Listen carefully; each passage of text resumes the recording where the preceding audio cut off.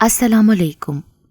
आज की मेरी ये वीडियो जहेज़ के पीछे लड़की और उसके वालिदैन को तंग और जलील करने के बारे में है। कहानी शुरू होने से पहले अगर आप मेरे चैनल पर न्यू हैं तो उर्दू सेंटर प्लस को सब्सक्राइब करके बेल नोटिफिकेशन को ऑन कर दें ताकि आपको मिलती रहें तमाम चैनल अपडेट्स। आप मेरी वीडियोस को ज़्यादा से ज़्यादा शेयर कर सकते हैं। अब आप मुझे ट्विटर, फेसबुक और इंस्टाग्राम पे भी फॉलो कर सकते हैं। सहन में बिछी चारपाइयों पे वो चारों बैठे थे। उन चारों के दरमियान पिछले 2 घंटे से जारी गर्मा गर्म बहस ने हाथों में पकड़ी गर्म चाय ठंडी कर दी थी। चंद लम्हों के लिए बातों का सिलसिला रुकता तो किसी के चेहरे पे गुस्सा होता तो किसी के चेहरे पर सोच की परछाइयाँ। अगले ही लम्हे फिर से वही बात किसी नए अंदाज और तरीके से छिड़ जाती। ना बातें ख़त्म होने में आ रही थीं और ना ही उन बातों का कोई नतीजा निकलता नजर आ रहा था। दरवाजे की ओट में खड़ी कलसूम के भी अब पैर थक कर दुहाइयाँ देने लगे थे। उसे देखकर ये गुमान होने लगा था कि वो कोई पत्थर का बुत हो। ना मजीद पाई ना, हमने कौन सी ऐसी वटी चीज मांग ली है। ठंडी चाय का आखिरी घूंट लेकर प्याली पास ही चारपाई पर पटकती ये मीता थी जिसकी जुबान दराजी से पूरा खानदान घबराता था। वो बोलने पे आती थी तो सामने वाले बंदे की तो बोलती ही बंद हो जाती थी। अभी भी पिछले 2 घंटे से उसकी जुबान कैंची की तरह चल रही थी। सामने बैठे मजीद और उसकी बीवी सुगरा होले होले सरों को हिलाते उसकी बातें सुन रहे थे। सुनना उनकी मजबूरी जो थी। फिर मीता के सामने क्या मजाल थी कि वो कुछ बोलते। उदास चेहरों पे परेशानी झलक रही थी और घूंट घूंट ठंडी चाय जैसे जहर मार कर रहे थे। ना तुसी जो कुछ भी देना है अपनी बेटी नू देना है ना। गुस्से से सर झटकते हुए खींचकर दुपट्टा अपने सर पे डाला और साथ ही पास बैठे अपने शोहर इकबाल उर्फ बाले को मोटी मोटी आंखों से घूरा था, जिसने बड़ा सा सर हिलाते हुए बीवी की हाँ में हाँ मिलाई तो मीता का चेहरा फख्र से टमाटर की तरह सुर्ख हो गया। बाला पूरे खानदान में जन मुरीद के नाम से मशहूर था, मगर इस मशहूरी पे बाला सीना फुला कर फिरता था क्योंकि मीता 8 जमातें पास थी और खानदान की सबसे सोनी और सियानी औरत बाले के हिस्से में आई थी। मीता जो कहती है 16 आने ठीक कहती है जी। ये बाले का अपनी सोनी और सियानी मीता को खराजे तहसीन था। मीता वो बात करती है जहां आम बंदे की अकल भी नहीं पहुंची होती। ये जुमला तो बाले का तकिया कलाम था। गलते ठीक है मीता पाबी थी, पर काफ़ी देर से खामोश और फिक्रों में घिरी सुगरा ने बमुश्किल बाले और मीता के सामने जुबान हिलाने की मजाल की थी। पर न की मतलब है तेरा सुगरा इस पर का। सुगरा के मुंह से लफ्ज़ पर गलती से क्या निकला। बस अब तो मीता के हाथों उसकी शामती आ गई थी, सुगरा की भी और उसके पर की भी। वो तो ऐन बीच में से आज़ान की आवाज़ ने कुछ देर के लिए मीता को तकरीर से रोक दिया जो पर पे थी, वरना मीता को रोकना कोई आसान काम ना था। मीता ने आज़ान ख़त्म होने का इंतज़ार बड़ी बेचैनी से किया। जैसे ही आज़ान ख़त्म हुई फिर क्या था, मीता थी और सुगरा का पर, और फिर मीता ने वो बातें सुनाई कि सुगरा आंखें फाड़ कर शोहर को देखने लगी कि जैसे उसने लफ्ज़ पर नहीं कहा मीता को कोई गंदी गाली देती हो। हमने जो कहना था कह दिया सुगरा। झटके से कहकर मीता उठी तो साथ ही हुक्म के गुलाम बाले ने भी खड़ा होने में एक पल की भी देर ना लगाई। ठंडे दिमाग दे नाल अपनी भाभी मीता की बातों पे गौर करना मजीते। अगर मंजूर है तो ठीक, वरना। और उस वरना के बाद तो जैसे सुगरा, मजीद और दरवाजे के पीछे छुपी खड़ी उन सब की बातें सुनती कलसूम की सांस ही रुक गई थी। जाने वाले पीछे रह जाने वालों को ढेरों फिक्रे थमाकर जा चुके थे। रात का अंधेरा फैल गया था। सब अपनी अपनी चारपाइयों पे फिक्रों की चादर ओढ़ के लेट गए थे। किसी की आंखें बंद तो किसी की खुली, दिमाग सबके जाग रहे थे। फिक्रे जोंक बनी दिमाग से चिमटी हों तो भला पुरसकून नींद कहाँ आती है। کروٹیں بدلتے کبھی ایک طرف تو کبھی دوسری طرف ان سب کے بدن تھکن سے چور ہونے لگے تھے۔ سوچیں مکڑیاں بنی ان کے ذہنوں میں جالے بننے لگی تھیں۔ مجید گاؤں کا معمولی سا مزارع تھا جس کی آمدنی محدود اور وسائل بھی محدود تھے۔ دوسروں کی زمینوں پہ ہل چلاتے، اپنا پسینہ بہاتے زندگی بھر مجید کی بس یہی خواہش دل میں رہی کہ اتنی جمع پونجی ہو جائے کہ ذاتی زمین ہی خرید لیتا، مگر یہ خواہش بس دل ہی میں رہی۔ آدھی زندگی دوسروں کی زمینوں پہ ہی پسینہ بہاتے گزر گئی تھی۔ صابر اور رب کی رضا پہ راضی مجید نے تھوڑی آمدنی میں زندگی گزارنے کا ڈھنگ سیکھ لیا تھا۔ رب سونے کا یہی بڑا احسان رہا کہ نہ کبھی مجید بھوکے پیٹ سویا اور نہ ہی اس کے بیوی بچے۔ رب سونے، میں تیرے تھوڑے دیے پہ راضی ہوں، بس تو بھی کسی کے سامنے ہاتھ پھیلانے نہ دینا۔ ہر رات یہی دعا مانگ کر مجید سویا کرتا تھا، مگر آج بے چینی، بے سکونی اور دماغ میں چلتی میتاں اور بالے کی باتیں اسے سونے نہیں دے رہی تھیں۔ وہ اس مشکل سے نکلنے کے لیے ہزار راستے ڈھونڈ چکا تھا، مگر ہر راستہ اسے بند گلی میں لے جا رہا تھا۔ سوچوں نے اس کا دماغ بری طرح تھکا دیا تھا۔ مجید کے ساتھ والی چارپائی پہ لیٹی سوچوں میں الجھی سغرا کی آنکھیں بھی آج رات نیند سے محروم رہی تھیں۔ سغرا نے تو رات کا کھانا بھی ٹھیک طرح سے نہ کھایا تھا۔ میتا اور بالے کی باتیں اس کی نیند اور بھوک دونوں اڑا گئی تھیں۔ گھر کے کل 5 افراد تو تھے، مجید، سغرا اور ان دونوں کی بیٹیاں کلثوم، شمسی اور نکی۔ مجید جو کما کر لاتا سغرا کے ہاتھ پہ لا کے رکھ دیتا اور ساتھ ہی بیوی کو یہ بھی نصیحت کر دیتا کہ آدھا خرچ کر لے، آدھا جوڑ لے۔ صبر کی روٹی شکر کے پانی کے ساتھ کھا کر رب کے حضور سربسجود ہو جانے والی سغرا نے شوہر کی بات کو پلو سے باندھ لیا تھا۔ وہ جان گئی تھی اور سمجھ بھی گئی تھی کہ آدھا جوڑ لینے کا کیا مطلب تھا۔ جن کے گھروں میں رب سونا بیٹیاں دیتے، ان کی ماؤں کو ہر بات کھول کر سمجھانے کی ضرورت نہیں پڑتی۔ سغرا نے جوڑنا شروع کر دیا تھا اور 3 ٹرنک صندوق بھی خرید لیے تھے۔ آخر کل کو 3 بیٹیاں بھی تو رخصت کرنی تھیں، خالی ہاتھ تو وداع نہیں کرنا تھا ان کو۔ کم یا زیادہ اپنی حیثیت کے مطابق جہیز تو تینوں کو ہی دینا تھا۔ یہ تو رسم دنیا تھی تو ہر صورت ادا کرنی تھی۔ سلیقہ مندی سے گھر کا خرچہ کرنے کے بعد جو بچتا، سغرا جمع پونجی سے پوری انصاف کے ساتھ بیٹیوں کے جہیز کے لیے کوئی نہ کوئی چیز خرید کر تینوں ٹرنک میں رکھ کر تالا لگا دیا کرتی تھی۔ تینوں بیٹیوں کو کبھی سغرا نے بوجھ نہیں سمجھا تھا۔ وہ تو بڑی محبت کے ساتھ تینوں کے جہیز بنا رہی تھی۔ یہ تو حق ہوتا ہے نا بیٹیوں کا۔ مجید کی اس بات سے سغرا بھی متفق تھی۔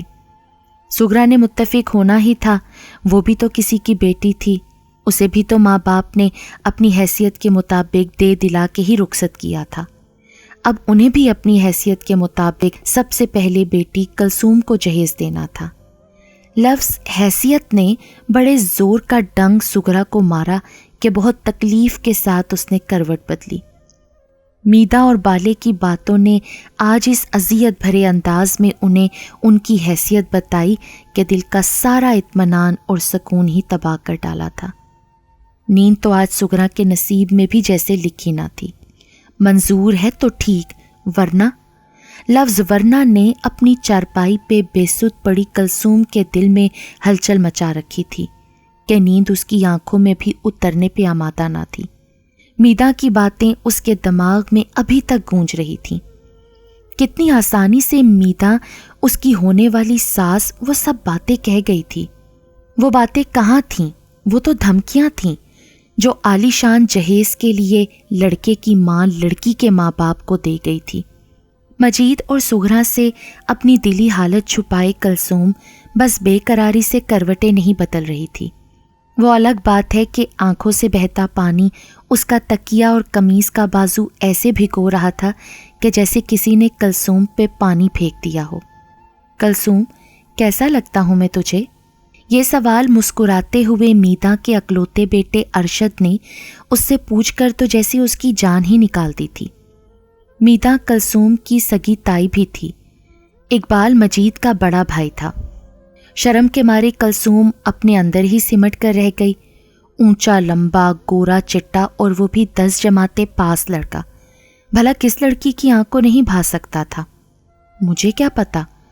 میتا نے نیا گھر خریدا تھا، قرآن خوانی پہ سارا خاندان بلایا تھا، گھر مہمانوں سے بھرا ہوا تھا، مگر ارشد نے کلثوم سے بات کرنے کا موقع وہ بھی تنہائی میں ڈھونڈ لیا تھا. راستہ روک کے وہ بڑے روب کے ساتھ کلثوم سے اس سوال کا جواب مانگنے کھڑا ہو گیا تھا. جواب تو ارشد اچھی طرح جانتا تھا. کلثوم کے گالوں کی لالی کاجل بھری مسکراتی آنکھوں نے بہت بار کلثوم کی چغلی کھائی تھی. وہ تو بس ارشد اس کے دل کی بات زبان سے سننا چاہتا تھا. شرم کی ماری کلثوم کترا کے نکلنے کی کوشش میں تھی کہ اپنی مکھن جیسی گوری اور ملائم چوڑیوں بھلی کلائی ارشد کے ہاتھ کی مضبوط گرفت سے نہ بچا پائی تھی. جواب دے گی تو ہاتھ چھوڑوں گا، ورنہ. ارشد تو ڈٹ گیا تھا. وہ تو پتہ نہیں کیسے کلثوم اس کی گرفت سے اپنا ہاتھ چھڑانے میں کامیاب تو ہو گئی، مگر اپنی ٹوٹی ہوئی چوڑیوں کے ٹکڑے اسے تھما آئی تھی، جن کی کھنک بھی ارشد کو محبت کے گیت سناتی محسوس ہوتی تھی. 3 سال پہلے وہ ارشد کا محبت بھرا ورنہ اس کے انگ انگ میں محبت بھر گیا تھا، اور اب 3 سال بعد ارشد کی ماں میتا کا یہ دھمکی آمیز ورنہ. اب بات ہوگی تو 2 ٹوک، ورنہ.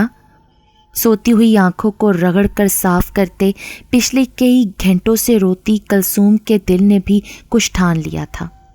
ایک نظر کروٹ بدلنے کے بہانے چپکے سے کلثوم نے سب کی چارپائیوں پر نظر ڈالی. اپنی فکریں پریشانیاں چند گھڑیوں کے لیے رات کے ہاتھوں رہن رکھوا کر سب نڈھال تن سو گئے تھے. کلثوم کے تھکے ہوئے دل و دماغ نے بھی شاید کچھ ایسا ہی سوچ لیا تھا کہ اب آر یا پھر پار. مجید کے گھر سے آتی ڈھولک کی آواز اور اس کے سنگ شریر لڑکوں کے گیت اور کہے خوشی تھی کہ ہر آواز میں سمائی ہر چہرے سے پھوٹتی دکھائی دے رہی تھی. سب انتظام ٹھیک ہے نا کلثوم کے ابا؟ سرخ گوٹے والے دوپٹے میں سغرا کا چہرہ خوشی کے مارے اناری رنگ ہوا جا رہا تھا.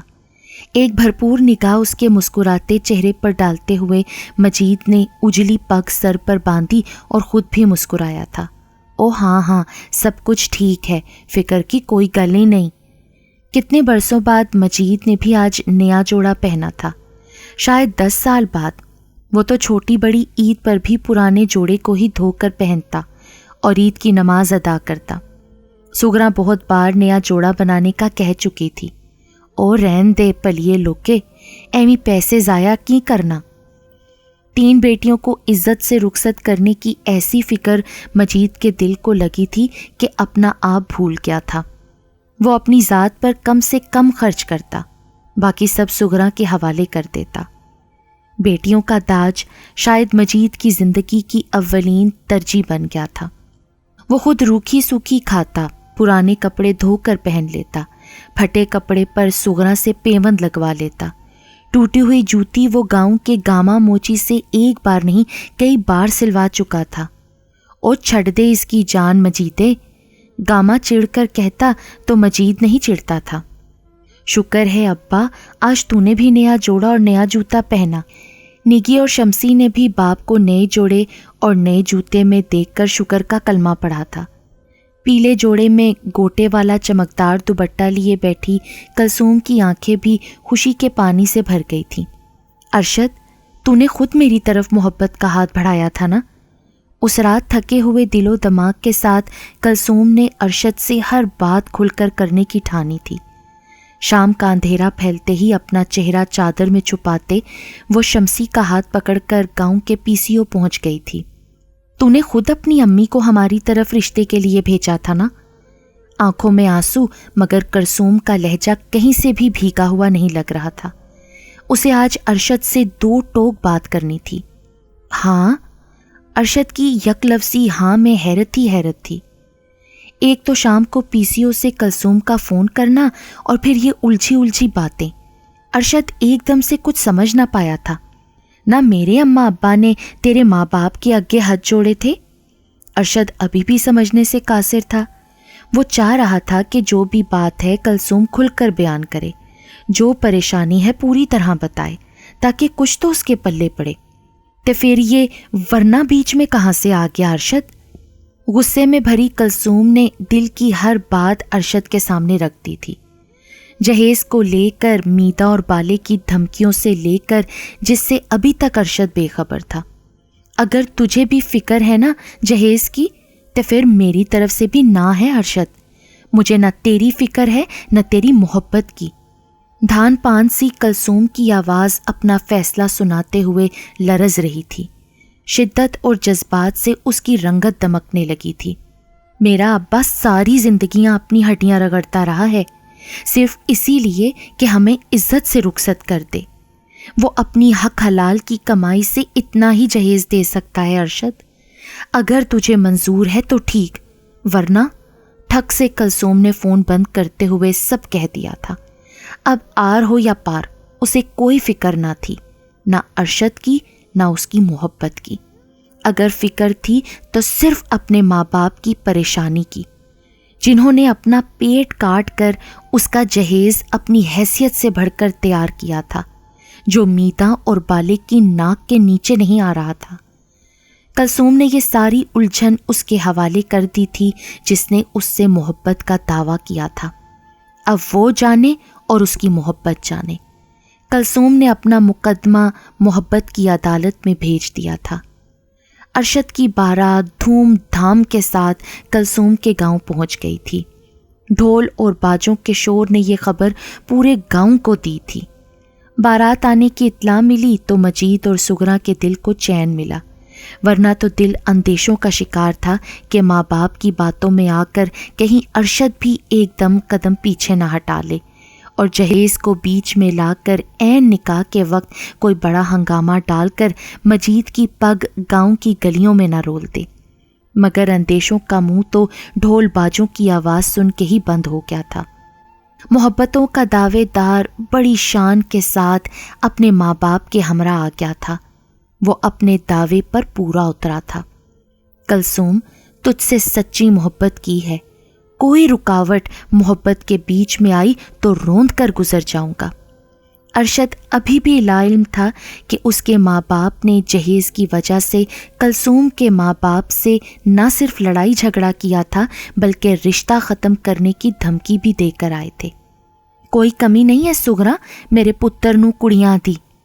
یہ میدا کا فخر و غرور تھا، جو اول تو مجید جیسے کم حیثیت رشتہ دار میں رشتہ کرنا ہی نہیں چاہتی تھی۔ اپنے اکلوتے پتر کے لیے میدا کو ایسی لڑکی کی تلاش تھی جو اتنا ڈھیروں جہیز لائے کہ اس کا سارا گھر بھر جائے۔ میدا کے مطالبات آسمان سے باتیں کر رہے تھے، جس میں fridge, T V, room cooler کے علاوہ ایسی بہت سی چیزیں تھیں جو میدا اور سغرا نے خود کبھی زندگی میں نہیں دیکھی تھیں۔ میدا بھابھی، اس سب کی تو میری گنجائش ہی نہیں ہے۔ میدا اور بالے نے تو مجید کو نئی فکر میں ڈال دیا تھا۔